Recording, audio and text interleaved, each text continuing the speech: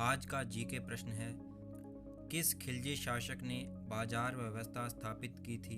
पहला ऑप्शन है जलालुद्दीन खिलजी, दूसरा ऑप्शन है अलाउद्दीन खिलजी, तीसरा ऑप्शन है बख्तियार खिलजी, चौथा ऑप्शन है फिरोज शाह तुगलक। तो इसका सही उत्तर है अलाउद्दीन खिलजी।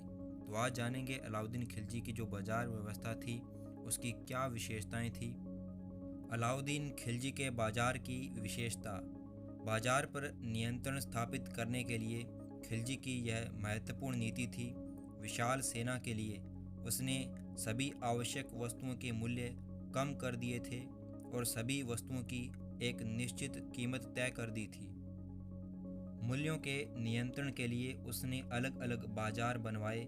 अनाज बाजार को मंडी, कपड़ा बाजार को सराय आदिल कहा जाता था। खिलजी ने घोड़ों, जानवरों और गुलामों के लिए भी अलग बाजार बनवाए थे। बाजार पर नियंत्रण के लिए शहना ए मंडी नामक अधिकारी की नियुक्ति की, जिसके अधीन एक सूचना अधिकारी होता था जिसे बरीद कहा जाता था।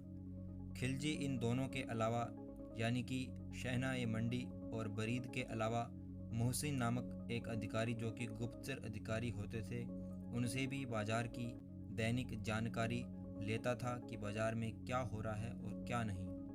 बाजार में यदि सुल्तान के आदेशों का उल्लंघन होता, कोई उनके आदेशों को नहीं मानता, तो उसे कड़ा से कड़ा दंड दिया जाता था। जैसे राजधानी से निकाला जाता था, उसे आर्थिक दंड, जेल अथवा अंग भंग जैसे उसको दंड दिए जाते थे। विशेषताएं थी अलाउद्दीन खिलजी के बाजार व्यवस्था की।